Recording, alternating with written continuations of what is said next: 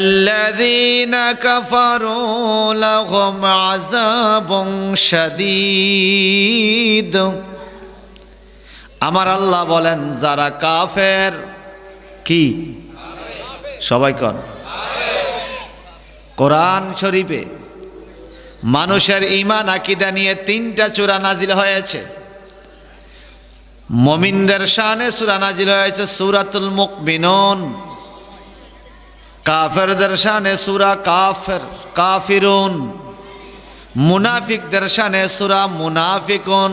ঠিক কি না? হে আমার রামগঞ্জের বন্ধুরা, কাফের চিনা যায়, মুমিন চিনা যায়, কিন্তু মুনাফিক চিনা যায় না। ঠিক হইলো সবাই কোন ঠিক? আরো জোরে কোন? কারণ কি জানেন? وَإِذَا لَقُوا الَّذِينَ آمَنُوا قَالُوا آمَنَّا وَإِذَا خَلَوْا إِلَى شَيَاطِينِهِمْ قَالُوا إِنَّا مَعَكُمْ إِنَّمَا نَحْنُ مُسْتَهْزِئُونَ।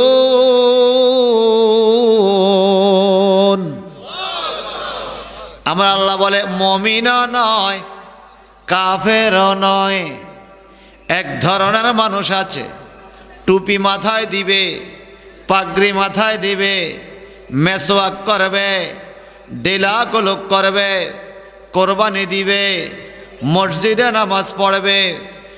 ওয়াইজা লাকুল্লাযিনা আমানু ক্বালু আমান্না, তারা যখন ঈমানদারের কাছে যায় তখন বলে আমরা ঈমানদার, আমরা ঈমান আনছি। ওয়াইজা খালাউ ইলা শায়াতিনিহিম, যখন তারা তাদের শয়তানদের কাছে যায়। শয়তান কি আপনারা বুঝেন? শয়তানের তাফসীর হলো ইলা সাহিবুল লাত ওয়াল উজ্জা ওয়াল মানাত, যখন তারা লাত উজ্জা মানাত এই মূর্তি পূজকদের কাছে যায়, যখন ঈমানদারের কাছে যায়, যে বলে আমান্না, আমরা ঈমান এনেছি। ওয়াইজা খালাউ ইলা শায়াতিনিহিম, যখন মূর্তি পূজকদের কাছে যায়, যে কয় ইন্না মাআকুম, আমরা তোমাদের সাথে আছি।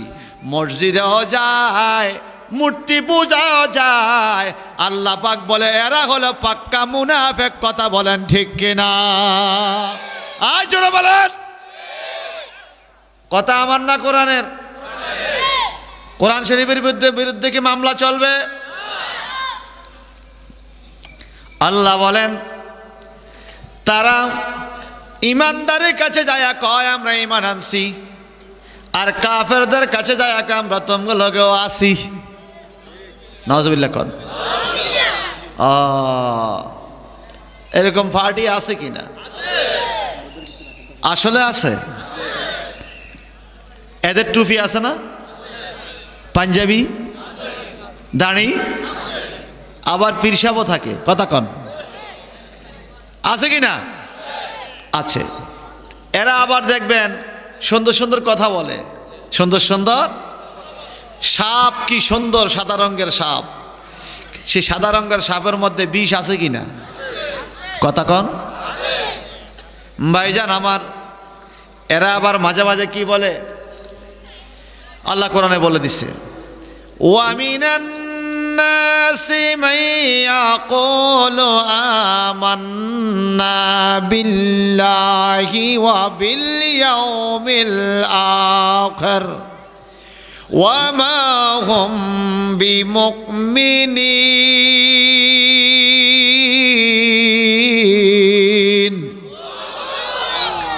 আল্লাহ বলে ওয়ামিনান নাস, কিছু মানুষ থেকে কিছু মানুষ আমার নবীর কাছে আইসা বলে আমান্না বিল্লাহ, আমরা আল্লাহর উপর ঈমান আনছি, ওয়া বিল ইয়াউমিল আখির, পরকালের প্রতি ঈমান আনছি। কোরআন শরীফের আয়াত। বলেন আল্লাহর উপর ঈমান আনা ভালো কাজ কিনা? আরে ভাই জবানটা কে দিছে? ওয়া বিল ইয়াউমিল আখির, পরকালের প্রতি ঈমান আনা ভালো কাজ কিনা? আল্লাহ বলে ওয়া মা হুম বিমুমিনিন, আল্লাহর উপর ঈমান আনছে ভালো কাজ, পরকালের প্রতি ঈমান আনছে ভালো কাজ। আল্লাহকে একটাও মুমিন না। আর আরে কয় কি, আল্লাহকে মানলেও তবু মুমিন না, পরকাল মানলেও তবু মুমিন না। কারণটা কি? তাফসিরে রুহুল বয়ানের তাফসির ইংলিশে ট্রান্সলেশন হয়েছে। ইন্ডিয়াতে ওই কিতাবটার নাম দিয়েছে ডিসক্রিপশন অব দ্য হোলি কোরআন, অর্থাৎ কোরআন শরীফের ব্যাখ্যা গ্রন্থ। আমার কাছে এই কিতাবটা আছে বাজান, ওখানে পাওয়া গেল আল্লাহকে মানা ভালো কাজ, পরকাল মানা ভালো কাজ, এই দুইটা ভালো কাজ করার কারণেও পরেও আমার আল্লাহ কেন ফতুয়া দেয় ওয়ামা হুম বিমুমিনিন, তারা মুমিন নয়। কারণটা কি? আল্লাহ পাক বুঝাইতে চায়, ও মাই প্রফেট সাল্লাল্লাহু আলাইহি সাল্লাম, you are middle center for two side, one side Allah and other side after death. হে আমার নবী গো, you are middle center for two side, আপনি হলেন দুই দিকের মধ্যমণি, একদিকে আল্লাহ একদিকে পরকাল। পৃথিবীর মানুষ আল্লাহকে রাজি কইরা পরকাল পাইতে চায়, তাদেরকে বলে দেন আল্লাহকে পাওয়া যাবে না আপনার রেসালাত বাদ দিলে, পরকাল পাওয়া যাবে না আপনার রেসালাত বাদ দিলে। মক্কার মানুষগুলো অনেকে আল্লাহকে মানে, পরকাল মানে, হিংসা করে আপনি নবীর রেসালাতকে মানে না। এই জন্য আমি বলে দিলাম কিয়ামত পর্যন্ত আমান্না বিল্লাহ ওয়া বিল ইয়াউমিল আখির, আল্লাহর উপর ঈমান আনেনওয়ালা, পরকালের প্রতি বিশ্বাস রাখেনওয়ালা অনেক মানুষ আসবে। আপনি নবীর রিসালাতকে না মানার কারণে ওয়া মা হুম বিমুমিনিন, তারা একজন মুমিন হতে পারবে না। চিৎকার দিয়ে কি বলা যাবে আল্লাহু আকবার। আল্লাহকে মাইনা নামাজ পড়লেও মুমিন নয়, পরকাল মাইনা নামাজ পড়লেও মুমিন নয়। কারণ মুমিন হওয়ার শর্ত হইল নবীকে মানা, ঠিক কিনা? আল্লাযীনা কাফারু লাহুম আযাবুন শাদীদ والذين آمنوا وعملوا الصالحات لهم مغفرة وأجر كبير।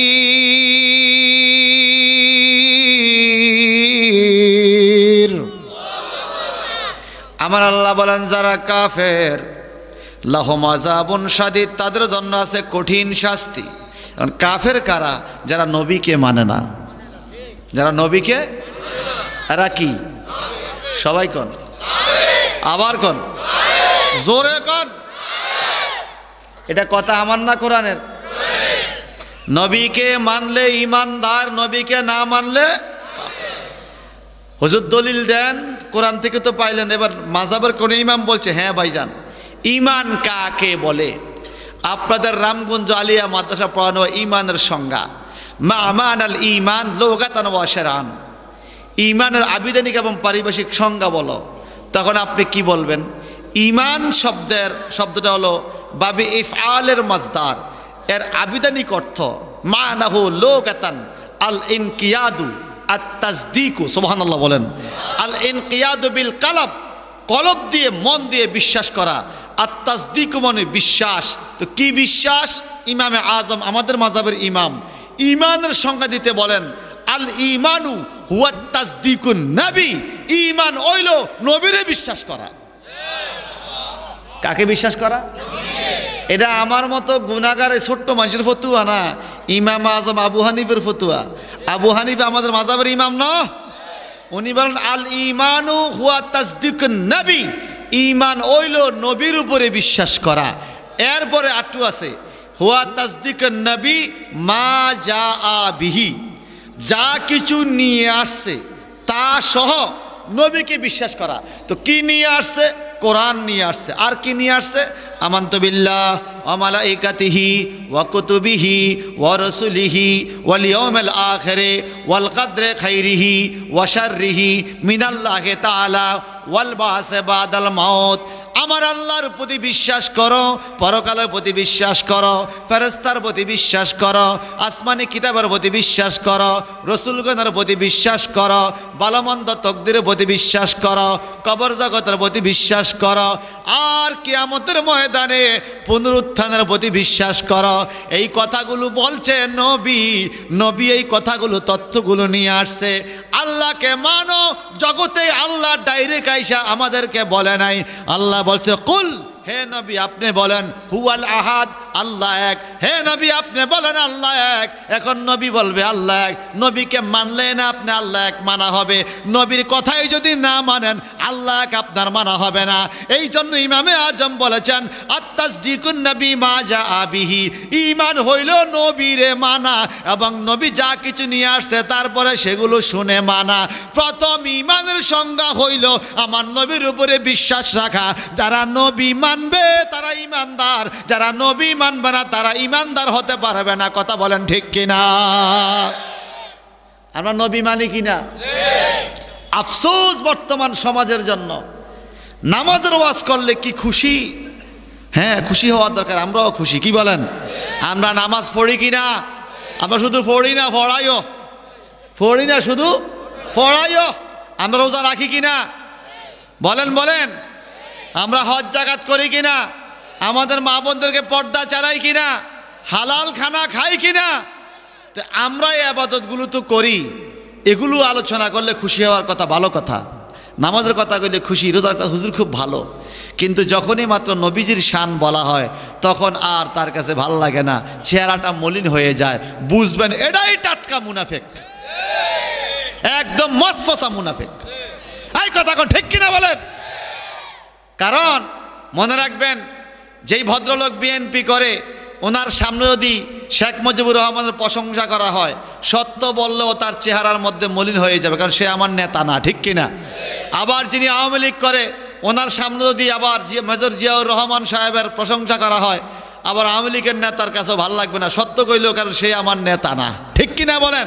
রসুলে পাক আমার দুনিয়া আখিরাতের সরদার, সব কিছু যখন আমাকে ছেড়ে চলে যাবে, সাদা কাপড় মোড়াইয়া যখন আমাকে কবরে দেওয়া হবে, নিজের আপন বলতে কেউ থাকবে না।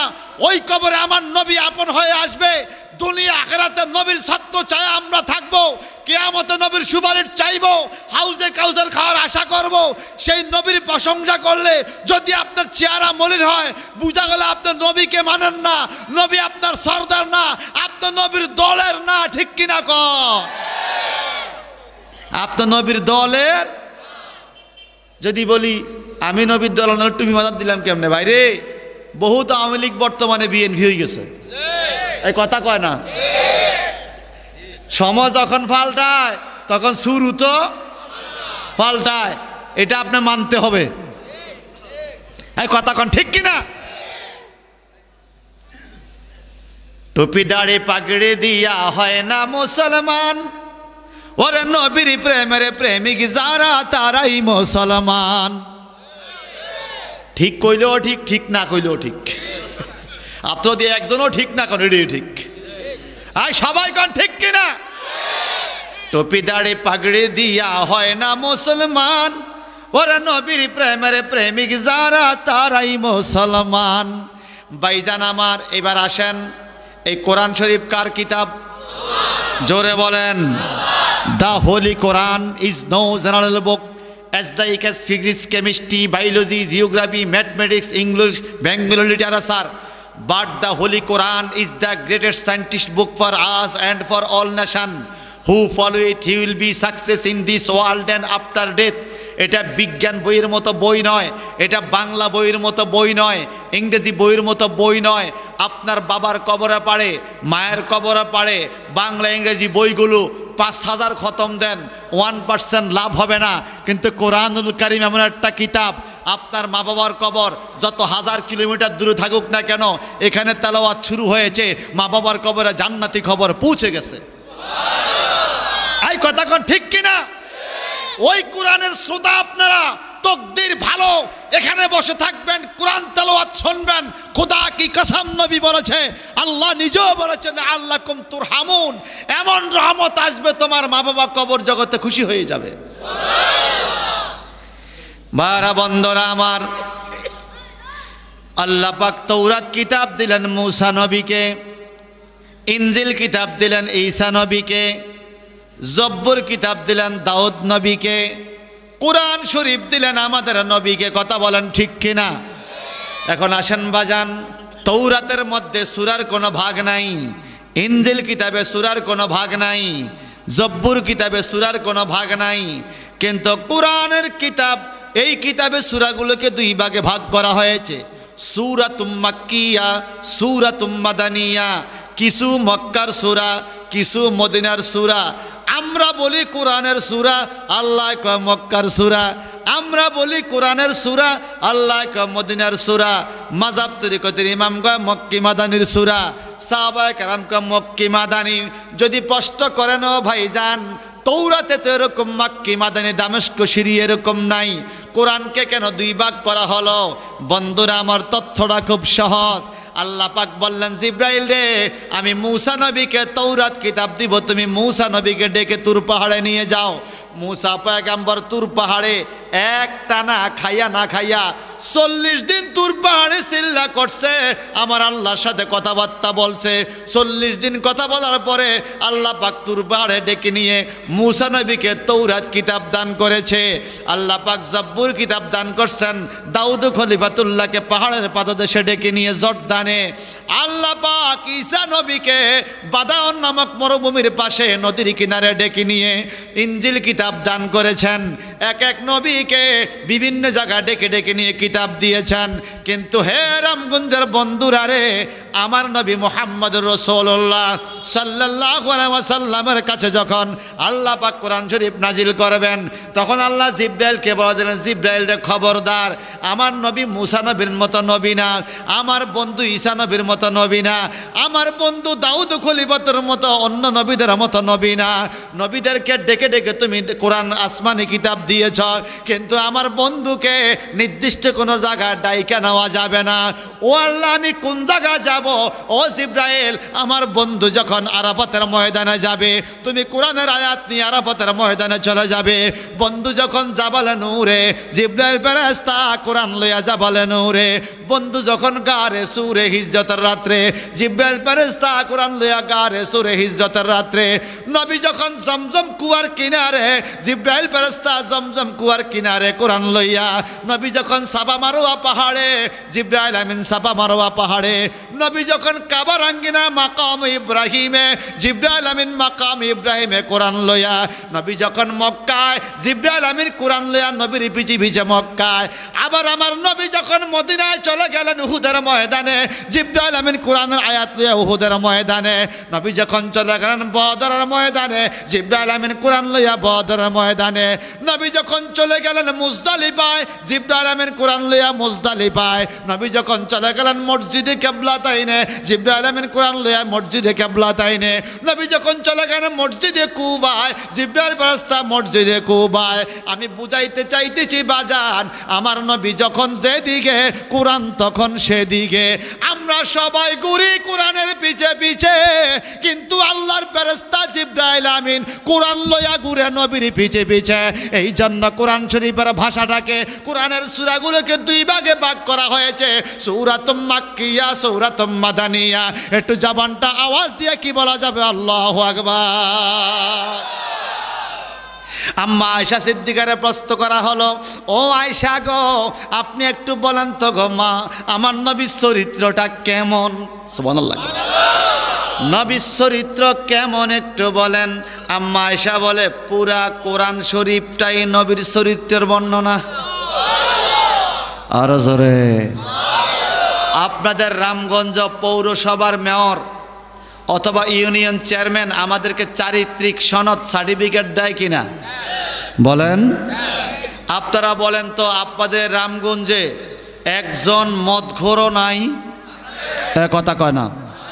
গাঞ্জাখোর, ইয়াবাখোর, ডাইলখোর, ট্যাবলেটখোর, সুদখোর, ঘুষখোর, বিচার কইরা পয়সা খাওয়ান না দরবারি, বেপরদা মহিলা, মানুষের হক মারিন না, সিটিং, বাটফারি, আসেনি? চেয়ারম্যান কি এদেরকে সার্টিফিকেট দেয় নাই? সেখানে লেখছে আমার জানা মতে তার চরিত্র ভালো। কথা কন, বেকে জানে এতে ঘুষখোর, স্যারমনে কইছে আমার জানা মতে, এই কথা কন না, ঠিক কিনা বলেন? বাংলাদেশে এমনও একজন লোক আছে যে লোকটার চারিত্রিক সার্টিফিকেটের চেয়ারম্যান বলছে আমার জানা মতে সে খারাপ আছে। ওরে ভাই, বাংলাদেশে এত দরবেশ আর আল্লাহর ওলি থাকলে এত টিয়া কেমনে রে বিদেশ গেল? এই কথা কয় না, ঠিক কিনা বলেন? এত আল্লাহর ওলি থাকলে দেশের হালকা বানিয়ে আলাইছে, টিয়া সব গেছে, দেশটা খালি পাল্লা। যার সাথে কোরবানি দিলাম হাড্ডি ছাড়া গুছতে পারলাম না, কারে ইমাম বানাইতাম, বেকে সুরা ভুল করে। এই কথা কন, ঠিক কিনা? আমরা 71-এর পর থেকে দীর্ঘ 53 বছরে ইমাম তো কম দেখি নাই বাংলাদেশে। কত ইমাম রে, কত ইমাম বেগ গুনে চুরি করছে। কথা কন, কারে বালা ভাইলাম? একজনও বলে না আমার জানা মতো ওই লোকটা খারাপ। বুঝা গেল আমাদের দেওয়া সার্টিফিকেটে ভালো মন্দ আছে। কথা কন, আছে কিনা?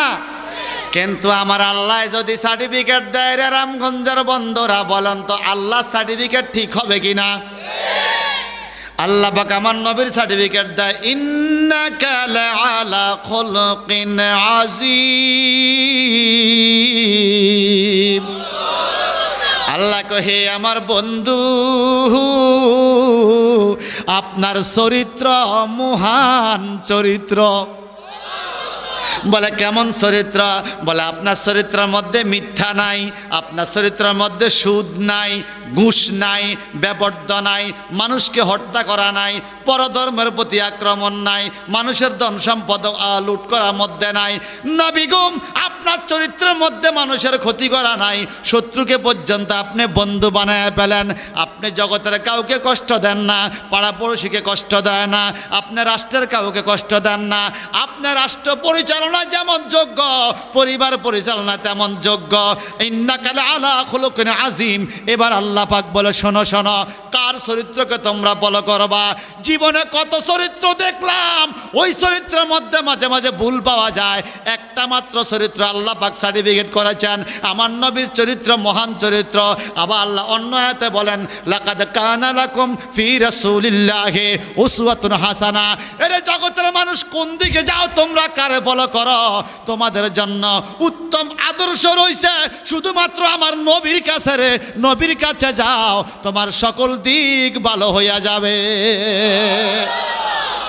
আমাদের সব দিক কি ভালো নাকি? আমাদের কিছু মানুষ নামাজ পড়ে ঠিকই, রোজা রায় না। আবার রোজার মাসে দেখি কিছু যুবক রোজা রায় কষ্ট করে নামাজ পড়ে না, আছে না? আবার কিছু যুবক আছে রোজা রায় না কিন্তু ইফতার করে। কিরে ইফতার কাছে, ইফতার করা সুন্নত মিয়া, তো রোজা যে ফরজ এটার খবর নাই।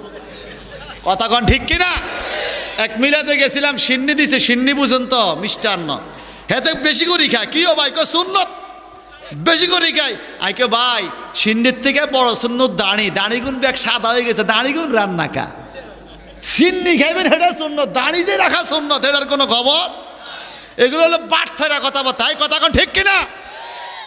ধোকাবাজি কথাবার্তা। আমার ভাইয়ারা বন্ধুরা রে,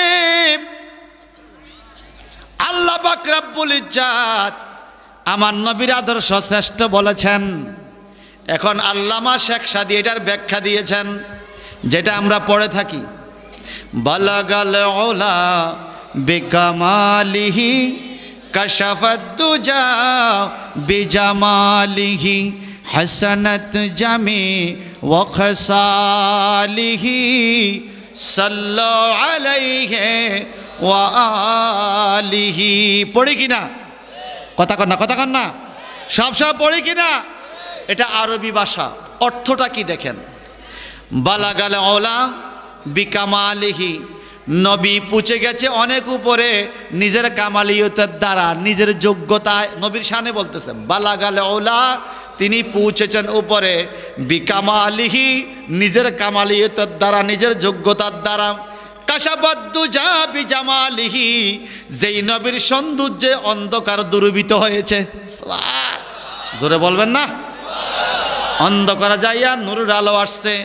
হাসানাত জামিউ খিসালিহি, হাসানাত মানে অতি উত্তম, জামি মানে সকল, খিসালিহি মানে নবীর বৈশিষ্ট্য। কেমন বৈশিষ্ট্য? আমার নবীর কথাবার্তা উত্তম, লেনদেন উত্তম, ওয়াদা উত্তম, আমানত রাখা উত্তম, রাষ্ট্র পরিচালনা উত্তম, পরিবার পরিচালনা উত্তম, যুদ্ধ পরিচালনা উত্তম, নবীর নামাজের সিস্টেম উত্তম, রোজার সিস্টেম উত্তম, কাফেরদের সাথে আচরণ উত্তম। এমন কি আমার নবীর আইন, এমন আইন রে, খুদ বর্তমান আমেরিকার পার্লামেন্ট এই পৃথিবীর 100 জন মানুষের জীবন নিয়ে গবেষণা করেছে বাজান। দা হোলি অবজারভার একটা পত্রিকা আছে, দা অবজারভার একটা পত্রিকা আছে বাংলাদেশে, দা অবজারভার, দা ডেইলি স্টার, ডেইলি অবজারভার ইংরেজি পত্রিকার মধ্যে পাইলাম আমেরিকাতে 100 জন মনীষী লইয়া গবেষণা করছে কার আইন কেমন। এরা মুসলমান নয়, ইহুদিরা পর্যন্ত বলেছে আমরা মুহাম্মদকে মানি না, মুহাম্মদের ধর্ম মানি না। কিন্তু মুহাম্মদ যে কি আইনশাস্ত্র ছিল, Muhammad was the greatest lawyer person in this world. Muhammad ছিল এই পৃথিবীর সবচাইতে বড় আইনশাস্ত্রবিদ, যার আইনের মধ্যে মানুষেরও ক্ষতি নাই, একটা পিঁপড়ারও ক্ষতি হয় নাই। আমরা আইন করলে একজনের ক্ষতি হয়, একজনের উপকার হয়।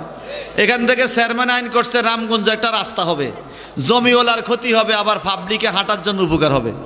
কথা কন না? কিন্তু আমার নবী যত আইন করেছে মানুষের জন্য, একটা পিঁপড়ারও ক্ষতি হয় নাই। সেই নবী আমাদের নবী, চিল্লা এখন মারহাবা। এখন বাজান বন্ধুরা আমার, ওই নবীকে না মানলে কি ইমানদার না কাফের? আরো জোরে বলেন। আর যারা নবীকে মানে আল্লাহ পাক বলেন ওয়াল্লাযীনা আমানু, আর যারা ইমানদার ইমানওয়ালা, ওয়া আমিলুস সালিহাত এবং নেক আমল করে, লাহুম মাগফিরা তাদের জন্য রয়েছে মাগফিরাত মানে ক্ষমা, ওয়াজরুন কাবীর এবং তাদের জন্য রয়েছে মহা পুরস্কার। যারা আল্লাহকে মানে, রসুলকে মানে, নেক আমল করে, তাদের জন্য রয়েছে ক্ষমা এবং মহা পুরস্কার।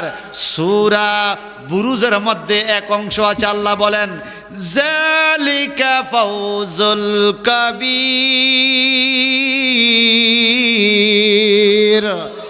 ইমানদারের মহাবিজয় বলে কোন দিন বিজয় ভাইজান আমার মনে রাখবেন, ইমানদারের নেতা রাষ্ট্রপ্রধান হইলে এটা মহাবিজয় না, ইমানদার ঘরের মালিক হইলে মহাবিজয় না, চেয়ারম্যান মেম্বার হইলে মহাবিজয় না।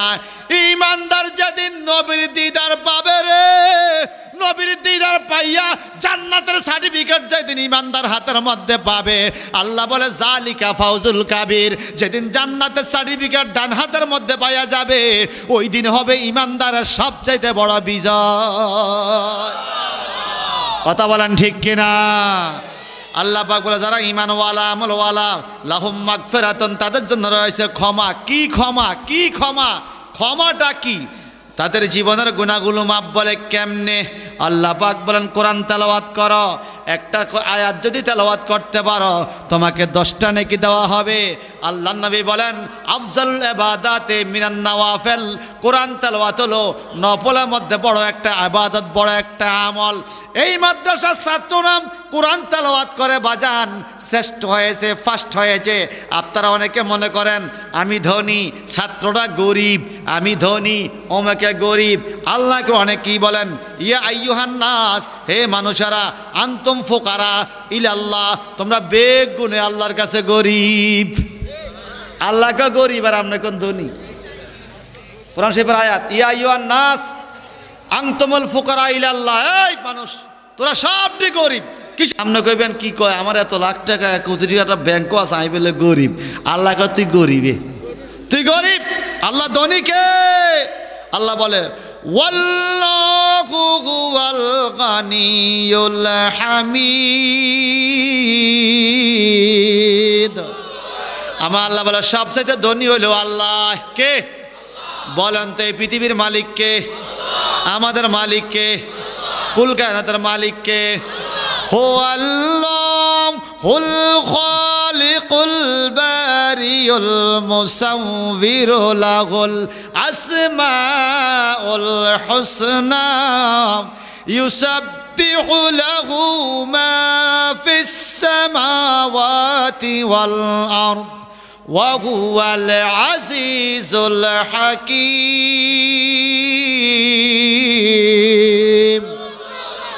আমরা গরিব, আল্লাহ যেরকম আমরা গরিব আল্লাহ। এখন আসেন, আল্লাহ অনেকে ধনী বানাইতে চায়, শুনবেন নি? ধনী হইবেন নি আপনারা? এ কথা কয় না, মনে মনে ভাবছে আমি তো ধনী আছি, আবার ধনী অমুকের থেকে। আল্লাহ ধনী কয় কারে শোনেন, আল্লাহ পাক বলেন ইন্নামা ইয়াখশাল্লাহা মিন ইবাদিহিল উলামা। আল্লাহ বলে এই পৃথিবীতে যত মানুষ আছে বাজান, এই মানুষদের মধ্যে আল্লাহকে যারা ভয় করে, আমরা সবাই ভয় করি না? করেননি ভয়? কেমনে ভয় করেন? আল্লাহ বলে হাক্কা তুকাতিহি, ভয় করার মতো করো। লোকের সামনে লোক দেখানো ভয় নয়, গোপনে ভয়।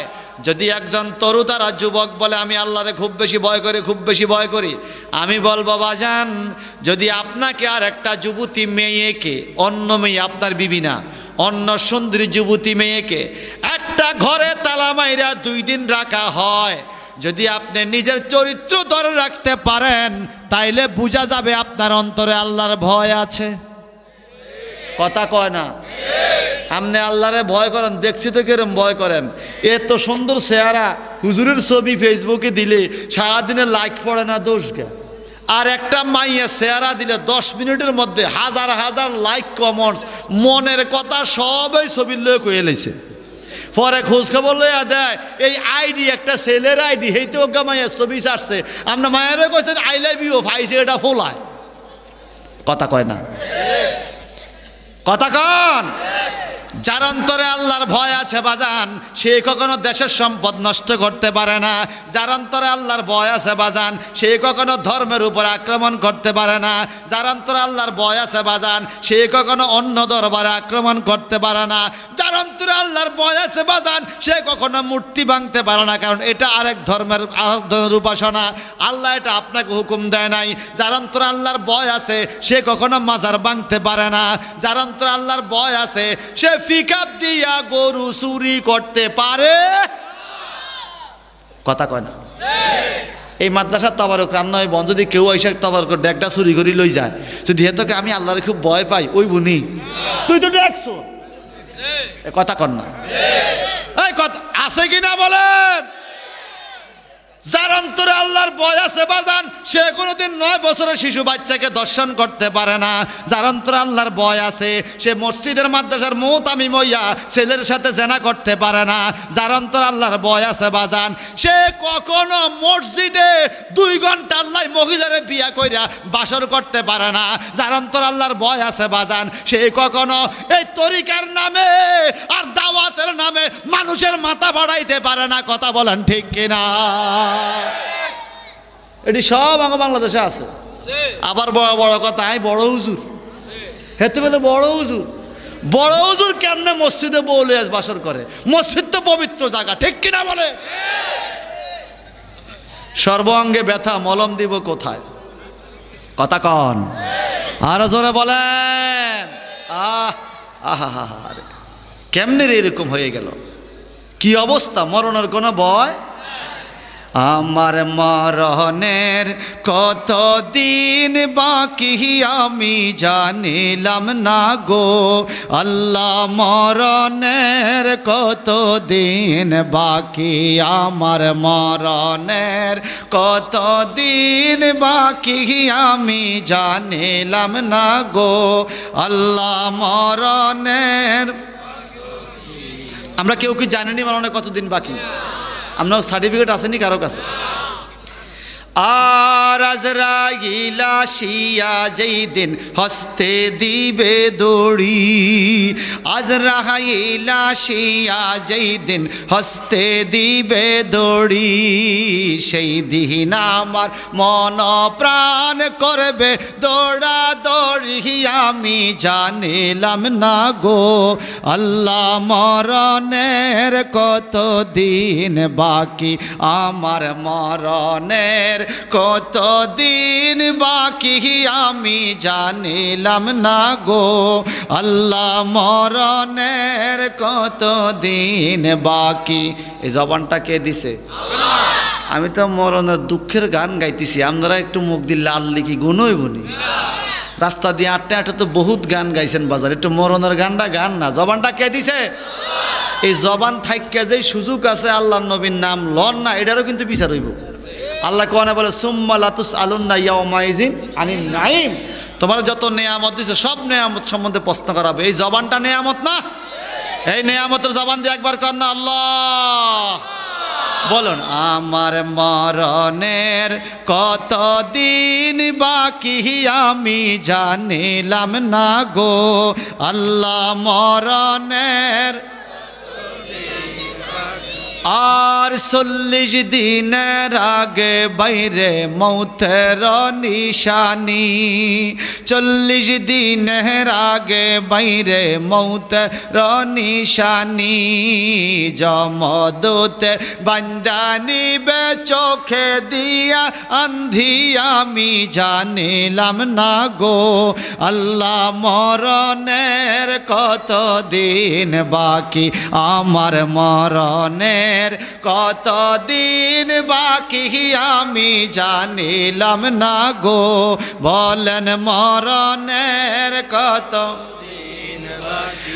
আর সাদা কাপন পরাইয়া সাজাইবে আমারে, সাদা কাপন পরাইয়া সাজাইবে আমারে, একলা একলা কেমনে থাকবো অন্ধকার ওই ঘরে, আমি জানিলাম না গো আল্লাহ মরণের কত দিন বাকি, আমার মরণের কত দিন বাকি, আমি জানিলাম না গো আল্লাহ মরণের কত দিন বাকি।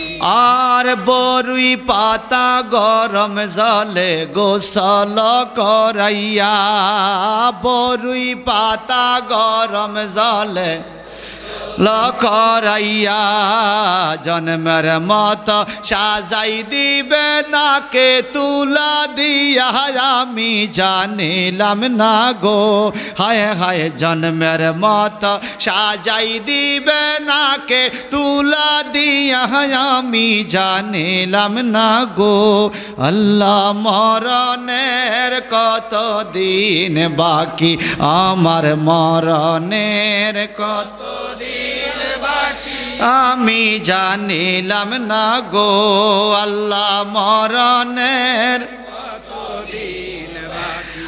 আর হায়াত হইল হাতে বাইরে মরণ হইল পায়ে, হায়াত হইল হাতে বাইরে মরণ হইল পায়ে, যেই জায়গায় যার মরণ লেখা সেই জায়গায় সে মরে, ঠিক কিনা বলেন?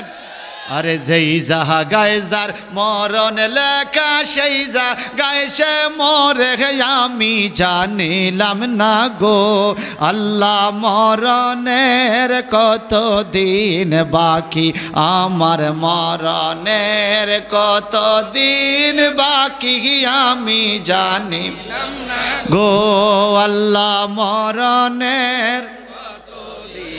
আরে স্বামী বাইবা বলি মনে তে বাবিয়া, এই স্বামী বাইবা বলি মনে তে বাবিয়া, কোন অবস্থায় রাখবা আল্লাহ আন্ধার গোরে নিয়া, আমি জানিলাম না গো আল্লাহ মরণের কত দিন বাকি, আমার মরণের কত কত দিন বাকি আমি জানিলাম না গো আল্লাহ মরণের কত দিন বাকি আল্লাহুম্মা সাল্লি আলা সাইয়্যিদিনা কটা আসবে ওয়া আলা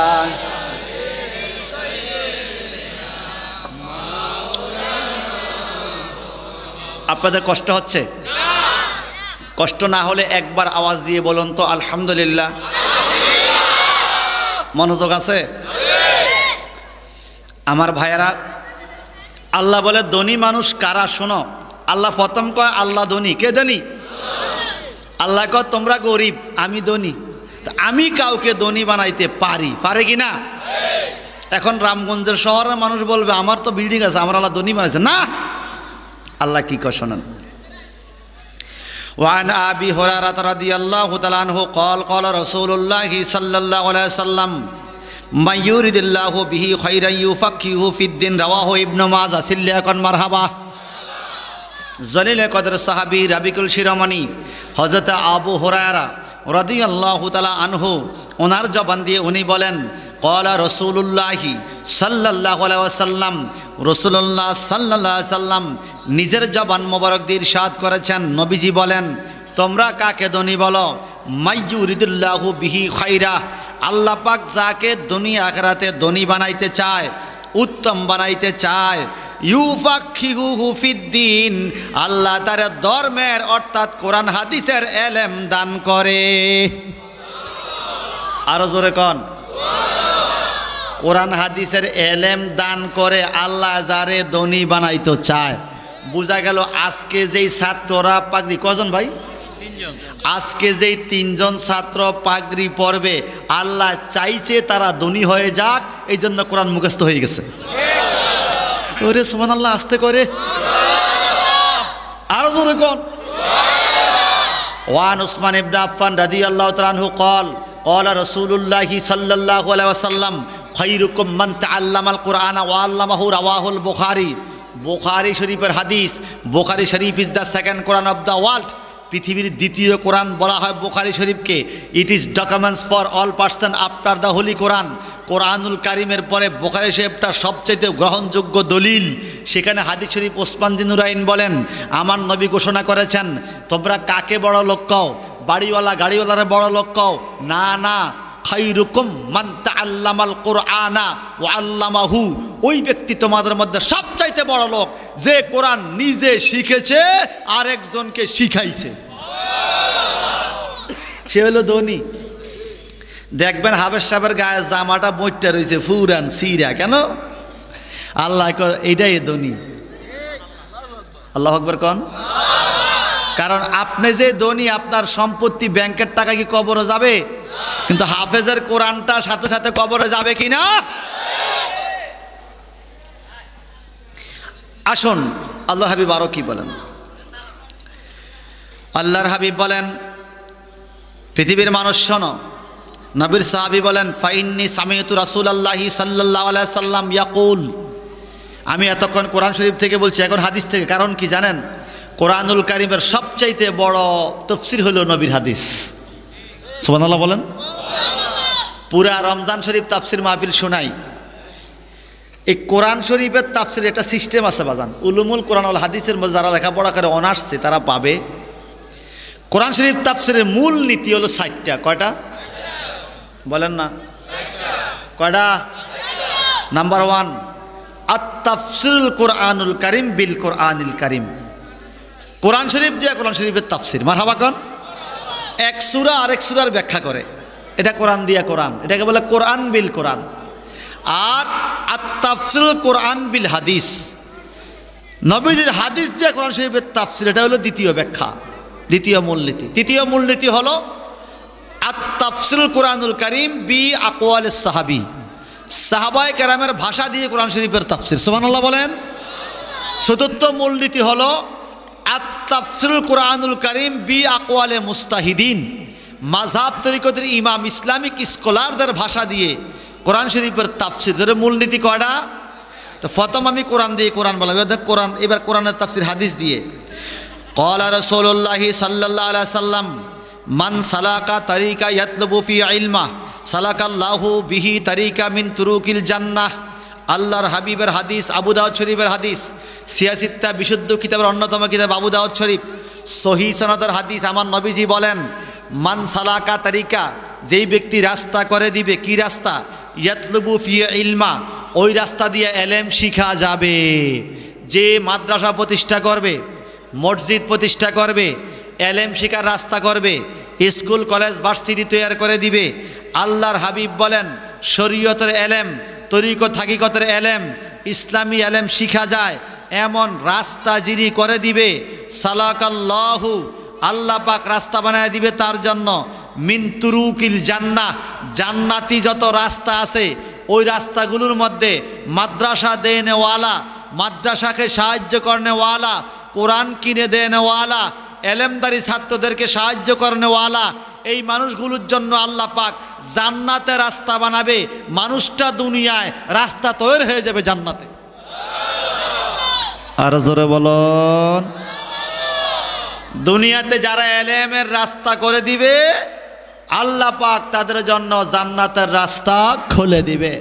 আমি শুনেছি উপস্থাপক শিক্ষক সম্ভবত মাদ্রাসার, উনি বললেন এখানে পাগড়ি দিলে বাহিরে আলোচনা হয়, এগুলো অন্য জায়গার থেকে এনে পাগড়ি দিছে।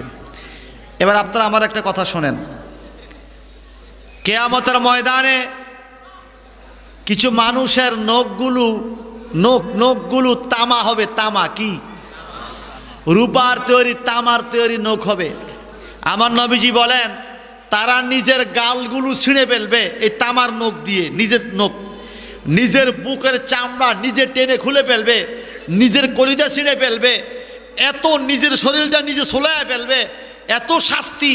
আর নখের ব্যথায় চিৎকার করবে, চিৎকারও করবে, টানও মারবে। আমার নবীজি বলেন জিব্রাইল, আজকে মেরাজের রাত্রে আমি এগুলো জাহান্নামে দেখলাম, এই শাস্তি কেন, কার? জিবরাইল আমিন বলে, ইয়া রাসূলুল্লাহ, যারা দুনিয়াতে মানুষের গোস্ত খাইতো, মানুষের গোস্ত, কার গোস্ত?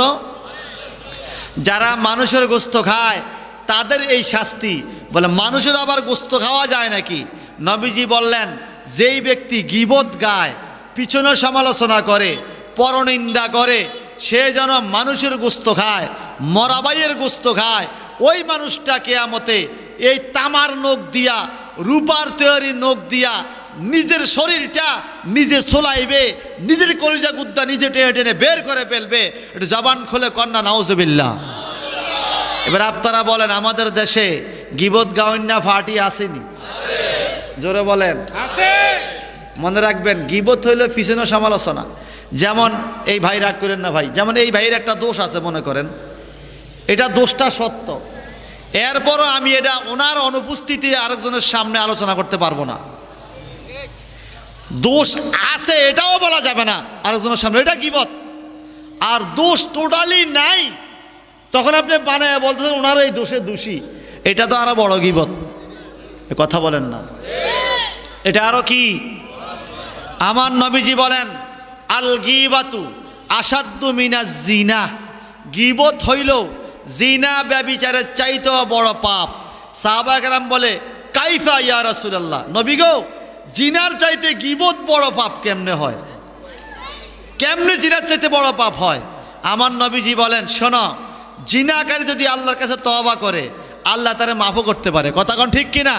কিন্তু গীবতকারী আল্লাহর কাছে তওবা করলো আল্লাহ মাফ করবে না যতক্ষণ পর্যন্ত যার বিরুদ্ধে গীবত গাইছে ওই লোক যদি ক্ষমা না করে, এই ব্যক্তি ক্ষমা পাবে না কিয়ামতের ময়দানে।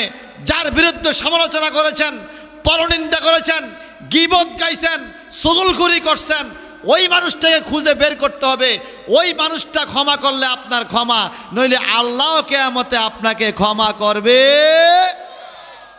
না। বলেন, এরম না গীবত গাওয়ান না ফাটি আসেনি? এই দেশও নাই, আমি আমার এলাকার কথা বলতেছি, আছে। আরে বাপরে বাপ, হেতে শুধু একজন মানুষ, দুনিয়াতে মানুষ নেই। হেতে ভালা, হাম রাতা, হাম মুরগিয়া, হাম সব পারতি থি, হেতে সব হারে, হেতে কে এটা কোনো মানুষ নেই। হ্যাঁ রে, হেতে কেমন কারে, এইটা তো পুরো খারাপ, ব্যাগ বালাকের হেতে, কথা ঠিক কিনা? মনে রাখবেন, আপনাকে বড় বলে বড় সে, লোকে যাকে বড় বলে। নিজের ডোল নিজে বাজায়েন না, নিজের ডোল নিজে বাজায় লাভ নাই। বুঝা যাবে কার দৌড় কদ্দূর কিয়ামতের ময়দানে, ঠিক কিনা বলেন? এখন আসেন আমার ভাইজান, এখানে একটা মাদ্রাসা প্রতিষ্ঠা হয়েছে। মাদ্রাসার মধ্যে এলেম চর্চা হয় কি হয় না? আমার নাই বলেন, শোনো, যারা আলেম হয়ে যায় তাদের বিরুদ্ধে মোটেই গীবত গাওয়া যাবে না। কেন? ওয়াইন্নাল মালায়েকাতা লাতাদাউ আজনিহাতাহা রিদা আলি তালাবিল ইলমে।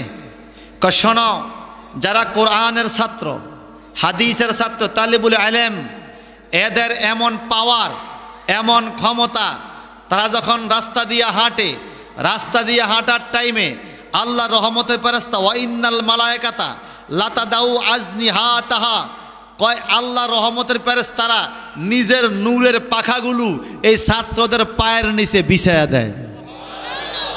আরো জোরে কোন? যেই ছাত্র আল্লাহকে মানে, নবীকে মানে, পরকাল মানে, আউলিয়া কারাম মানে, মাযহাব মিল্লাত মানে, সুন্নি জামাত মানে, এই ছাত্রর পায়ের নিচে রহমতের ফেরেশতা পাখা বিছাইবে।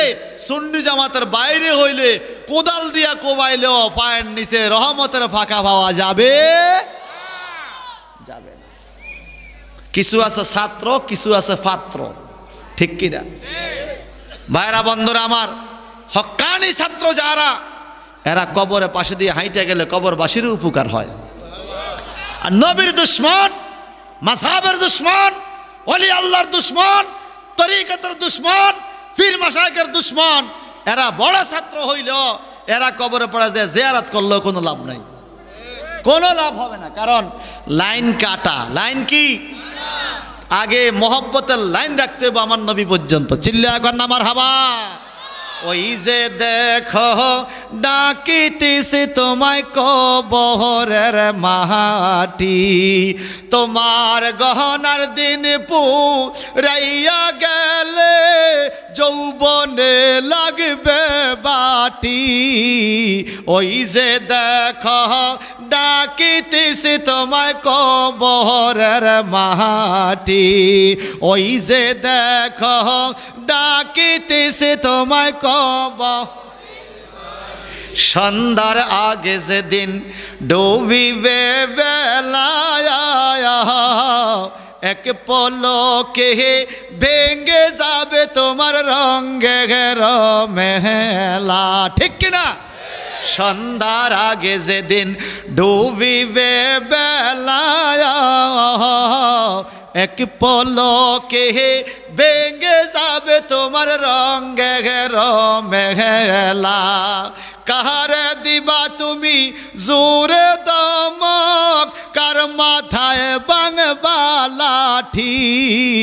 ওই যে দেখো ডাকিতেছে তোমায় কবরের মাটি। চতুর্দিকে কবর আসেনি? আসেনি? আসেনি?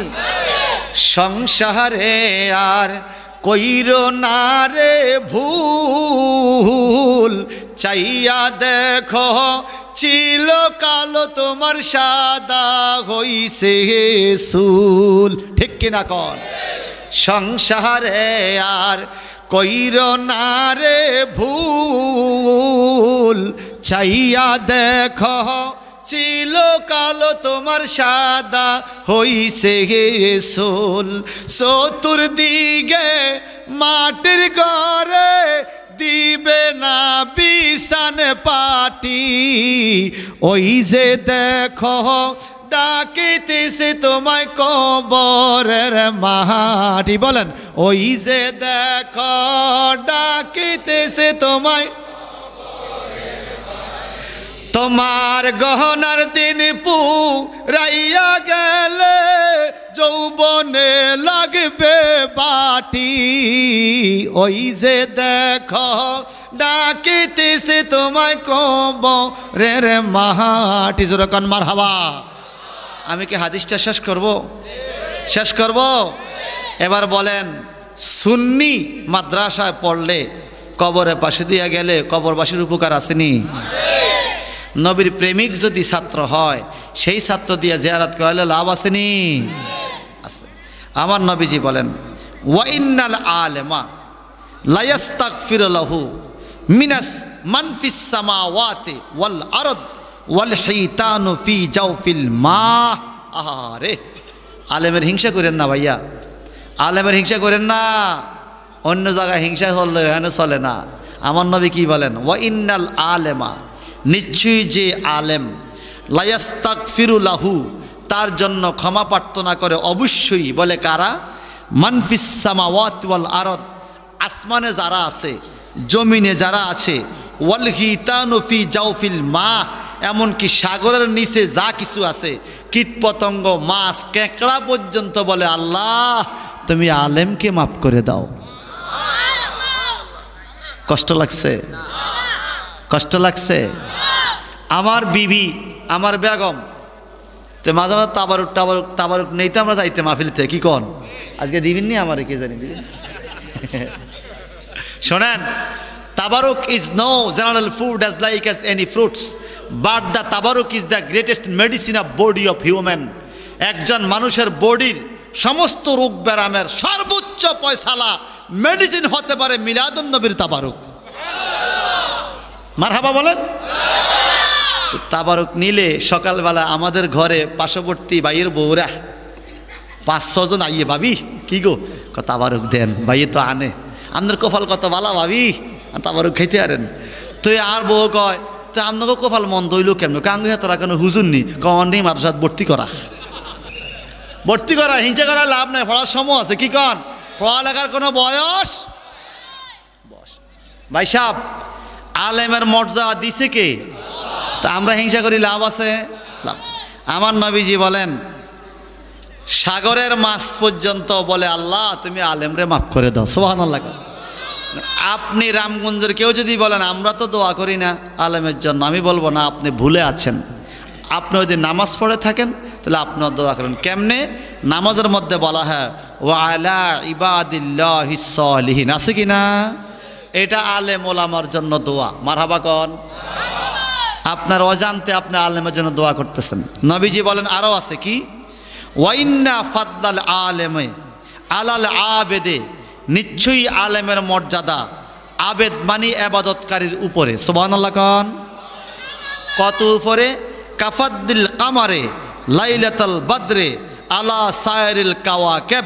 আবু দাউদ শরীফের হাদিস। নবীজি বলেন পূর্ণিমার চন্দ্র যেদিন আকাশে উঠে, আকাশে কোটি কোটি অগণিত তারকার মাঝে যেরকম পূর্ণিমার চাঁদটা স্পষ্ট দেখা যায়, মর্যাদাওয়ালা বোঝা যায়, আমার নবীজি বলেন ইন্নাল আলেমা আলাল আবেদে কাফাদ্দিল কামারে লাইলাতুল বদরে আলা সাইল কাওয়াকিব। পূর্ণিমার চাঁদ যেরকম আলোকিত তারকার মাঝে, আলেমদের মর্যাদা পাবলিকের মাঝে এরকম মর্যাদাবান। তাহলে আলেমের দাম কম না বেশি? দিছে কে?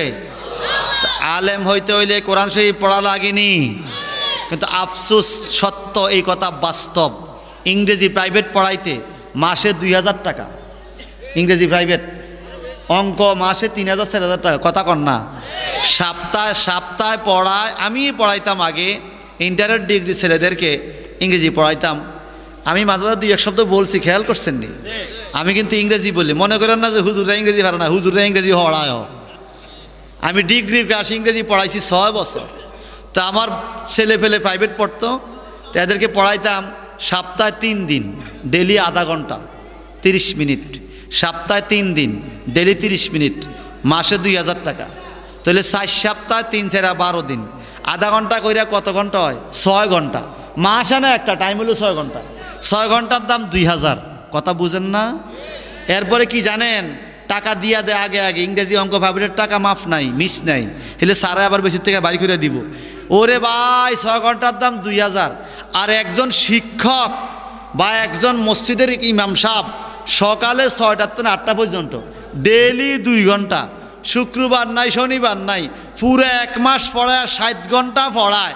আমনে 20 টাকা 30 টাকা 50 টাকা দিতে